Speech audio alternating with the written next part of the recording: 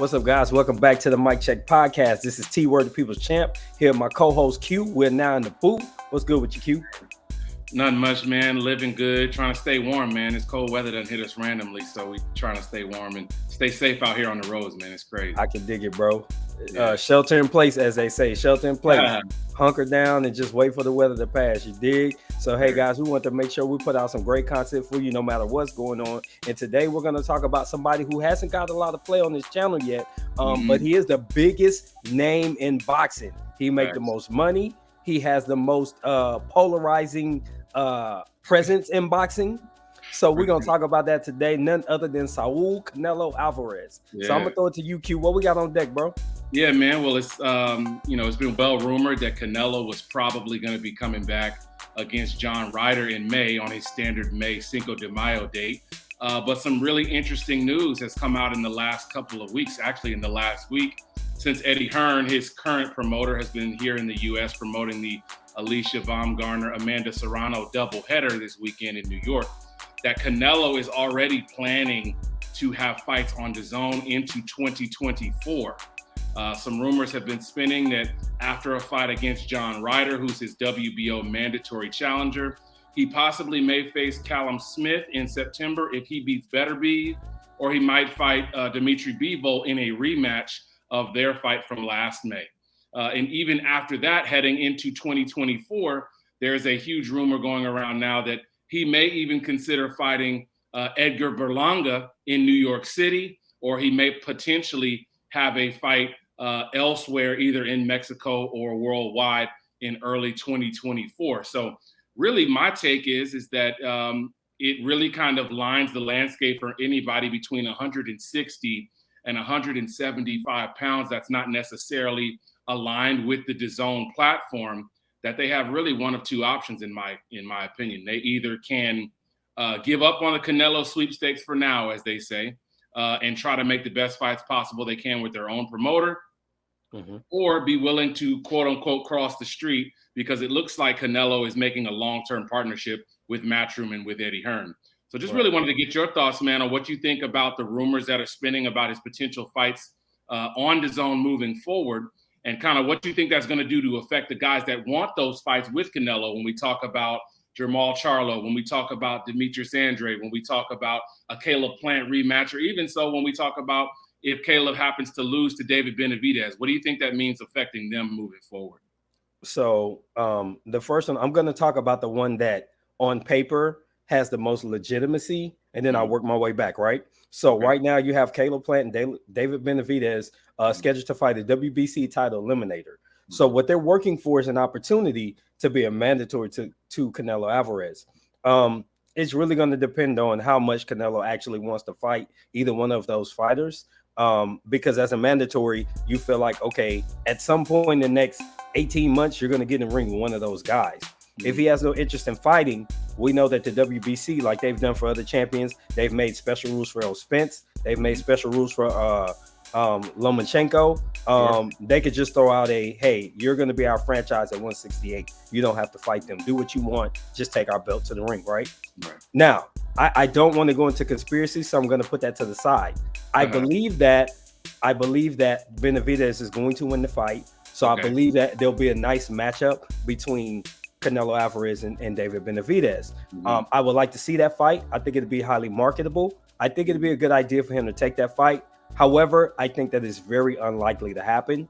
And I think that somebody with a different promotional outfit will probably end up in the ring with him. Like you said, there's so many other options. I think it's more likely he'll fight Berlanga than Benavidez, just because from a money standpoint, it's just more lucrative. And at in 2024, you mean? Yeah, down the line. Berlanga got to raise his profile again before you get the Canelo fight. But I think they could build both of them to that point, right? So in my opinion, I believe that that's more likely than the Benavidez fight, in my opinion. And they have an opportunity to build that. In the meantime, you've got Bivol. You have other options for Canelo. He's got to take care of John Ryder. So I just think that those things line up to where Jermall Charlo Demetrius Andrade are all out of the mix because they Mhm. are with PBC, and I just don't see him really all that interested unless they break off a big bag. And if the rumors are even a little bit true from the financial standpoint, PBC is not going to have the money to really draw his interest to make that fight happen.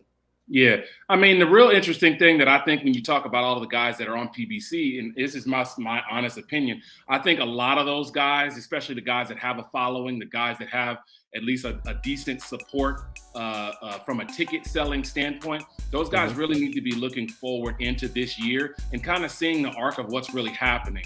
If you take a look just as quickly, if you take a look at the PBC rumor mill as far as what kind of fights they're going to be having, the only fights that are really confirmed with ironclad dates past March at this point are all pay-per-view fights. And I think that might mean that Showtime is not going to have a lot of TV slots to put these pay-per-view or to put anything else on other than pay-per-view fights.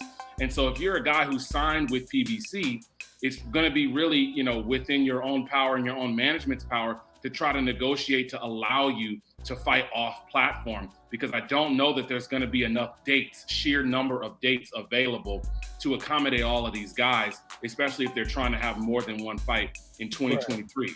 Right. As it pertains to Canelo specifically, I think that a Jermall Charlo fight, I think that a David Benavidez fight, I think that a Demetrius Andrade fight, I think that all those fights are possible next year. But my opinion is that those guys have to realize you're not the A side. You don't dictate the terms. Facts. And Canelo has not had any motivation recently to cross the street. The only reason he went to Showtime was because he tried to negotiate with Caleb Plant when he first went to 168, and they couldn't get the fight to happen. He came back to him after they beat Callum Smith, and the fight couldn't happen then. So he realized by the time that he wanted to get that final belt, that final puzzle piece at 168, he was going to have to make some concessions, ring size, network, etc., to try to get the fight to happen. When he has all the belts at 168, you have to come and pay the piper. You got to come and see him. So if any of those guys are really wanting to get that fight, in my opinion, they got to get Al to sign those papers and let him cross the street. Absolutely agreed. So we're going to wrap it up on this segment. But before we do, for the fans out there that are watching, I want you to lay out the likely. This is in your opinion. You've been tracking the situation more, so we trust that you're going to tell us what we can expect. If you had to lay out the next 3 fights with highest probability for Canelo Alvarez, what 3 fights would you lay out on the agenda for him? Yeah, I mean, if I had to put the 3 out there, realistically, I think you're talking about John Ryder in May. Okay. You're talking about Callum Smith or Dimitri Bivol in September, determining based on if Callum Smith gets the better BF fight first, or if Bivol decides that he wants to get the Canelo fight in the late part of the year.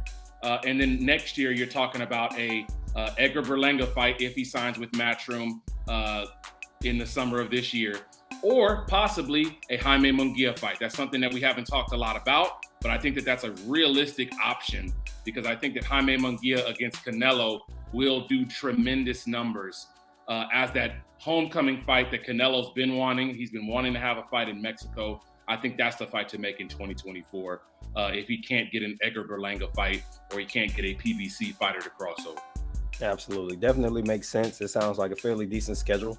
It's a handful of fights in there. Not all of them I think everybody would like, but definitely enough to draw the interest and keep some buzz around Canelo going into 2024, potentially lining up with another PBC fighter or somebody that's on the other side of the pond that might create some extra buzz and make some a lot of money for both the fighters. So guys, we're going to leave it right there. But before we do, don't forget to like, comment, and subscribe. This has been the Mic Check Podcast. We're exiting the booth.